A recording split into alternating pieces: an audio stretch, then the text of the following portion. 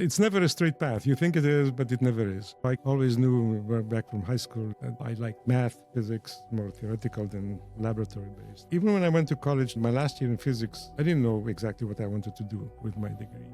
Now, that was 1974, the year after the Yom Kippur War in the Middle East, which I was in Israel at the time. But for my career, more importantly, following the actual war, there was this oil embargo by OPEC on oil distributed to the West. The oil embargo led me to think, we need to change the energy supply to the world. One of my professors at the time mentioned that there is this university in the United States where they just built a laser-based facility to do laser fusion. It's in a place called Rochester, New York, and they're building a laser fusion lab there. That would be the future. So that's what I did. I ended up at the University of Rochester, and indeed there was a laser lab there, and I was among the first graduate students working in the laser lab on part of the laser fusion project. Towards the end of my PhD, that's when the very first excimer lasers were published. So just like everybody else who had CO2 lasers in the lab, my advisor said, hey, why don't you stick in xenon and fluorine and see can you get 350 nanometer radiation out of that.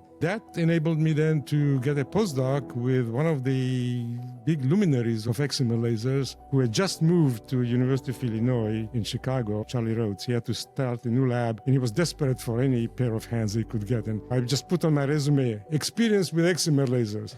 And he said, yes, you're hired. So that's how I ended up there, and I learned a lot from him. And then I ended up at Lincoln Lab, where there was an active program on laser-based photochemistry. My experience in excimer lasers was one of the things that led them to accept me.